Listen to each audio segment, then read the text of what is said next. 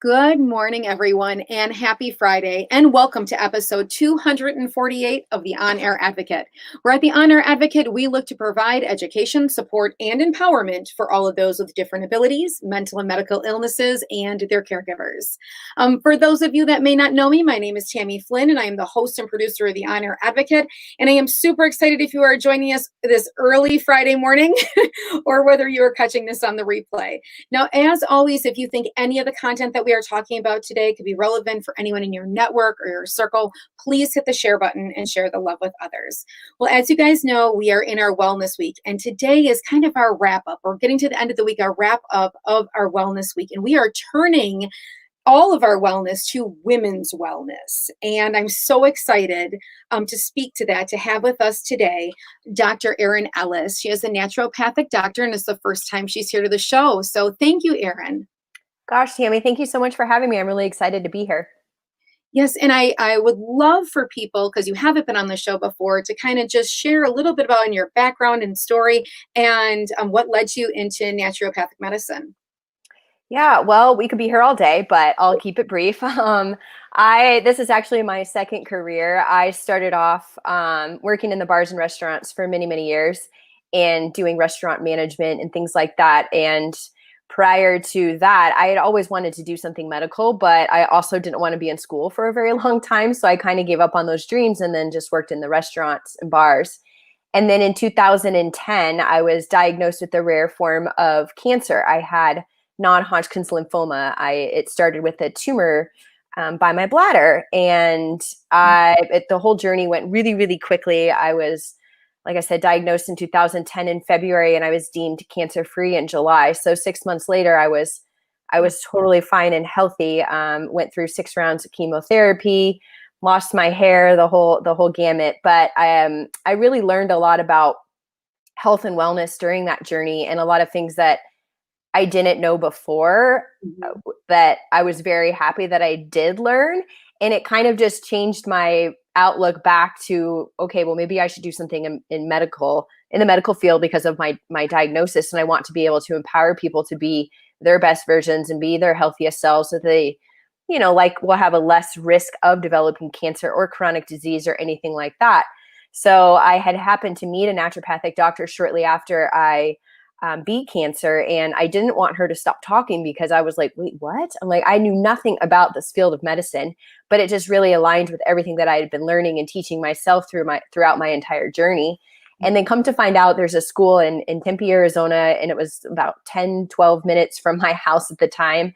And so I went there, and I went and met with an advisor to see what it would take for me to get in. And I really only needed 2 classes, true prereqs to get in, because all of my science classes from being pre-med back when I first went to college was going to transfer. And so I ended up taking those 2 courses, and I took a couple other refreshers since it had been a while since I had been in school. And then I started in 2013 and graduated in 2017. And here I am today practicing medicine and really just providing women, primarily is who I work with and do a lot of women's health, like the hope that their symptoms are real and they can, feel better and be their best version. So it's incredible how far I've come and that I'm here today doing this. That is incredible. I think it also speaks to, aside from the journey and the medical side of, everything for yourself and all that you went through, but that at any age you can decide that you want to change your career and do something. Oh, absolutely. Because I never thought, I'm like, oh, I'm too old to do this, or why would I do this? Da, da, da, da. But it's like, age is just a number. Like, this is my passion. And it's okay that I found it a little bit later on in life. Like, it wasn't, right out of high school and into things. And that's okay. And you can do what you want to do whenever you want to do it. Just do it. Yes. Yes. Now, before we kind of dive into, I know you kind of have all different tips and stuff for us today, from it, comes to healthy lifestyle, diet. But we do need to speak to just a little bit that this month is Cervical Health Month for cancer awareness for women, as well as thyroid. So those are 2 things that really do impact women, quite a bit. And so within your practice, do you see a great deal of women that are dealing with thyroid issues and things along those lines? Oh gosh, yes. I would say probably 75 to 80% of my patients that I see have some sort of thyroid condition, whether it's most commonly the underactive thyroid or even the autoimmune thyroiditis, the Hashimoto's diagnosis that I find a lot with still a pretty good acting thyroid. We just caught it early before there's any destruction to the thyroid. So yes, I see thyroid all the time. I'm hypothyroid myself. I actually have Hashimoto's. So I'm very, very well versed in that as far as seeing it and knowing what it feels like to feel that way and have that diagnosis. Yes. And then for cervical health, Hmm. that kind of probably goes hand in hand with making sure, as you kind of listed off here first, is exams, right? And making sure Yeah, we're going in and being checked. that's really the only way you're going to find anything cervical related or anything with pathology in that area is to do your yearly exam. So I ask every single one of my women, like, when was your last pap? When was your last mammogram? And if they don't have it within the criteria for the, College of Obstetrics and Gynecology, then it's like, okay, well, let's get it done. You need to get it done. It's not everyone's favorite thing to do. It's not my favorite thing to do, but it's something that we need to do because cervical cancer specifically can be very, very asymptomatic, which means no symptoms. You're not experiencing any symptoms for a long time. And then by the time you actually might get a symptom, Mhm. it may be too late, or there might be worsening things going on. So that's why I'm such an advocate of just making sure that everything's up to date as far as your routine exams go, because these things can be caught early and you're going to be okay in that regard. Yes, and I know that this about a year and a half ago, I underwent a hysterectomy, and my doctor had told me that now so many doctors are proactively even just taking your cervix and getting rid of all of it because of the high risk Hmm. as we age for cervical cancer, and so she's Yep. definitely not something you want to worry about later. Some doctors No. really, as they move forward with health and all of the statistics that they see, is it's better to just get rid of it if you're doing surgery anyways. Yeah, yeah, and that is definitely true. Yes. So, all right. Now I know you have a list of things that we should be doing as women. Bring to us today. Things that we need to remember that maybe we're not doing right now. So I'm going to let you take that away. Well, we'll try and keep it short and simple so that you can walk away with being like, okay, I can do that. I'm going to go. Because if I throw, 17 million things at you, you're just going to get overwhelmed and not do any of them. So the first thing is, we already kind of touched on this, is go see the doctor. You don't need to be ill to see a physician. And especially if you just want to know your overall health and wellness, go see a naturopathic doctor. Like, we're pretty nosy. We get to the root cause. I mean, most everyone has some sort of symptom that they would like to improve, whether that's fatigue or you can't sleep or maybe some digestive issues. So there's something in your health that you can get improved, and you don't necessarily need to be sick to see the doctor. Then you can get your well woman's exam. You can get your mammogram. You can get your colonoscopy if you're at that age that you need that. And you can get all of these routine testing that is so important to make sure that there's nothing underlying that we can't see otherwise. Two is your lifestyle. Most chronic disease can be prevented by our lifestyle, whether that's making sure that we're active and moving our body every single day, at least 20 minutes, 15, 20 minutes. And in the third part would be our diet. So I'm not a fan of any diet per se, but I'm a fan of eating whole foods and eating clean. So if you wanted to really start anywhere with your diet, it would just be more mindful of the things that you're putting in, such as how many carbs you're eating, or maybe how much gluten you're eating, or maybe how much sugar you're actually eating, because all of these things are very inflammatory and can cause some health concerns down the road if we're just keep hammering our body with a lot of carbs, a lot of processed food, a lot of sugar, etc. So I always tell my patients, like, pick one bad habit that you have. So for instance, 2 o'clock in the afternoon, I always go grab my Diet Coke because it's just habit for me. I go get it. Like, that's just what I do. Mhm. Disrupt it.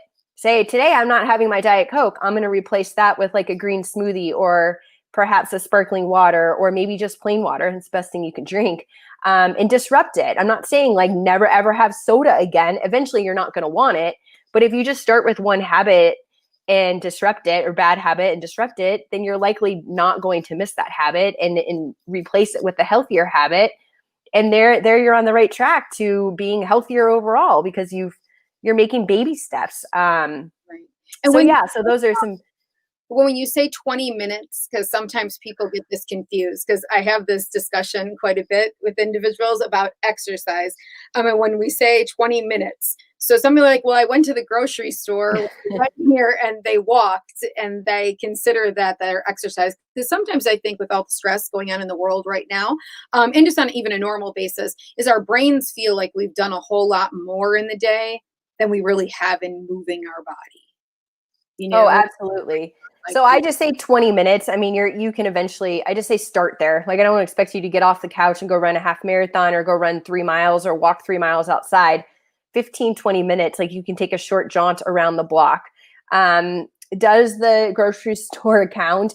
Maybe, but you're not really like continuously moving at a good pace for 20 minutes through the store, unless I know there's mall walkers, like they go walk the mall and that's how they get their exercise, and that's totally fine. But there's more benefits to doing this daily walk or movement outdoors, because you're getting that nice air. If you live in an area where your air quality is okay, you're also getting the sun. Like, the vitamin D from the sun is so therapeutic as far as for our immune system, for our mood, for our energy.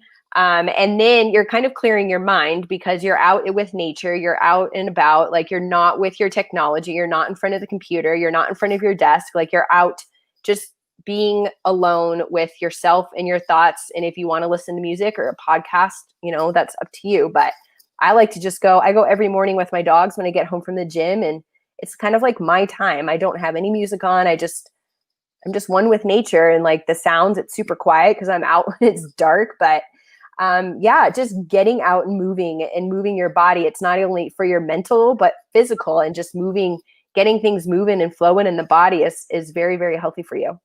Yes. And now, routine labs, you speak about that. Are there some things definitely at different age brackets that women absolutely positively should make sure that they are having tested? Yes, hormones, for your sex hormones. So estrogen, progesterone, testosterone, because as we age, those tend to decline, and oftentimes hormone replacement therapy is indicated and absolutely game changing for a lot of women as far as symptoms go. And it's also protective against, some cancers down the road too. Heart disease, absolutely. Your lipid panel, cholesterol, and blood sugar. I think those are my top three. I mean, as a naturopath, I check everything. So I'm pretty nosy. I don't just say, oh, well, you don't need this because of your age. It's like, well, if you haven't had any labs done in 6 to 12 months, like, I'm going to run everything, especially because of what we went through last year. I've seen things change within 3 months just because of the stress and everything that 2020 put on our body. So I would say, yeah, the hormones, cholesterol, definitely your thyroid, and blood sugar. Okay. And what would you say, as we have obviously endured 2020 and, we're still in it, right? I'm saying 2021 is here. And like you said, the tremendous amount of stress and that people are undergoing, they may not even know. I mean, they may not even call it stress, Right. just this constant.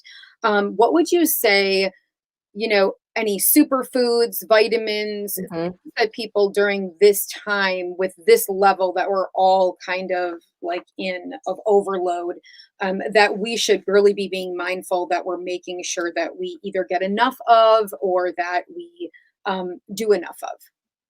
Yeah. So I would just make it a goal to look at your plate and making sure you have protein, fat, and fiber on your plate.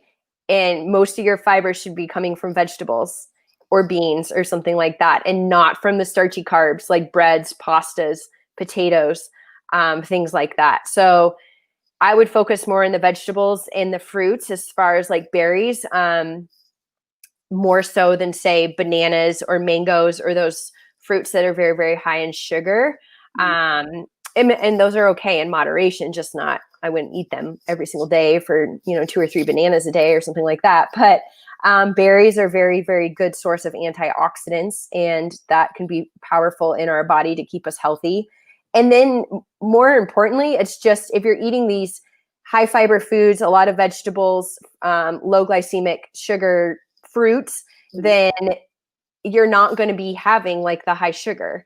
And so the sugar can contribute to inflammation, can contribute to obesity, can contribute to heart disease, and it can actually feed cancer in the body. So that was one of the things that I completely cut out when I was first diagnosed with sugar, and because sugar feeds cancer. Really? So that's a huge thing. And there's sugar everywhere. So it's not so much like, say, don't have any sugar. I mean, you would feel amazing if you cut out every sugar. It's very hard to do, very hard to do. But just be more mindful. That's the first thing. It's like a lot of my patients don't even know how many carbs they're eating a day, or how much fat they're actually eating, or how little protein they're eating, or maybe how little healthy fat they're eating, or how little fiber. So that's where you can just say, okay, well, I'm going to start either tracking my food or writing it down, or having like a food journal, or maybe getting a health coach to say, can you help me with my diet? Like, I don't know where to begin. I know I'm not eating right. I could eat better. And start there. Mm-hmm. And I know that they've spoke a lot about, is it vitamin D3 through this whole COVID? Mm-hmm. That is important for women. I know that, there's different scales and you hear different things. Is there an average amount that women for D3 should be taking in per day that's a safe amount? So I recommend I think they're recommending anywhere from 2 to 4,000 IUs. And that should be okay. But what I've seen in practice is people need way more than that because they're so deficient. And vitamin D is not only important for our immune system, but it is important for our hormones. Like, we use vitamin D to make our hormones. So, and it can be cancer protective as well. There is research out there for that.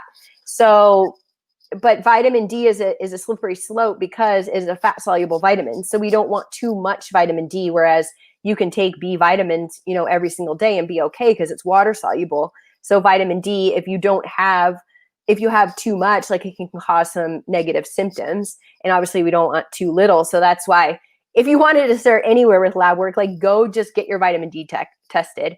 Because that's the only vitamin that's out there in the research for actually used for treatment or having an increased risk of, acquiring COVID-19. So yeah, it's hard to say, like, take this, because I think you're probably safe with like 2 to 4,000 IUs, which is pretty typical in any multivitamin or over-the-counter supplement, but you might actually need more. I've had plenty of patients on that recommended daily allowance, and I'm like, wait, we got to like triple this because you're so deficient. I got to boost your levels up. Right. Well, and I know you're in Arizona. Mm-hmm.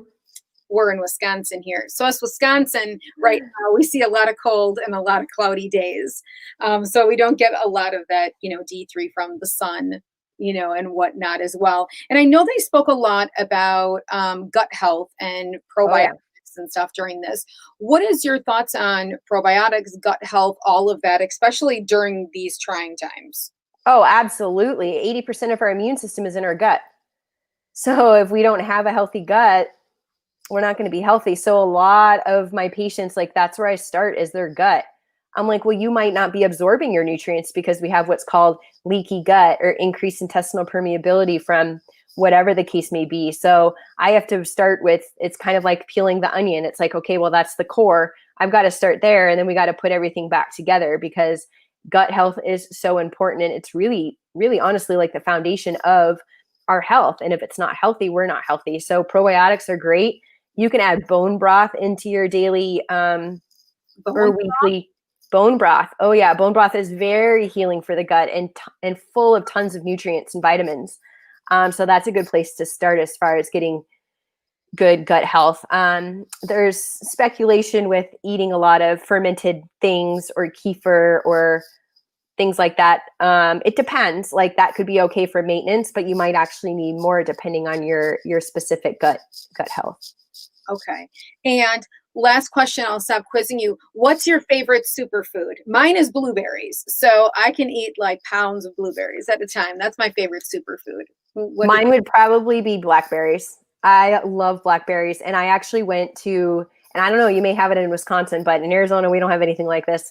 I went to Oregon a couple of summers ago, and you can actually like pick the blackberries off the vine and eat them. I'm like, what? This is amazing. No, I don't think we have that here. Maybe if somebody's watching this morning, they do, but I have never seen blackberries that we can eat off the tree here. Yeah, well, they have them in Oregon, just like on the side of the road, and you can just pick them. And I was like, I am in heaven because I love blackberries. Well, that's wonderful. And blackberries actually have been better this year than blueberries have been. So I have been going up and back.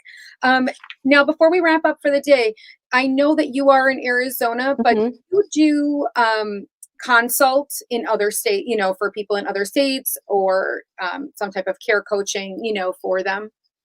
Yes, I'm only licensed in the state of Arizona, so that's the only place right now that I can practice medicine.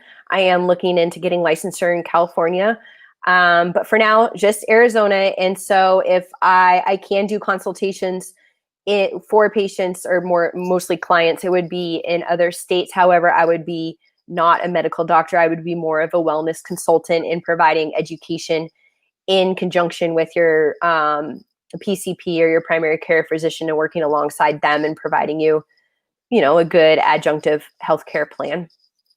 Okay. And where can people find you? And do you have any events of any kind, that are coming up? I know that I see you on social media putting out good content, information that people can follow you on. But is there a specific spot, like people have questions, that you respond to best, that you like people to direct things to the most?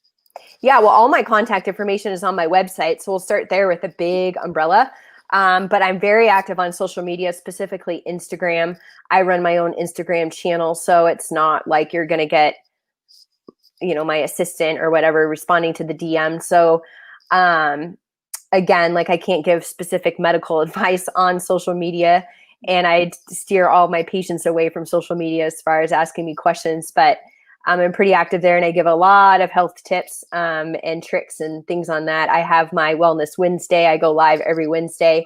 I also have Ask Me Anything Thursday, so you can always pop a question in there for that. But if you wanted my contact for email and all of that, that's on my website at drerinellis.com.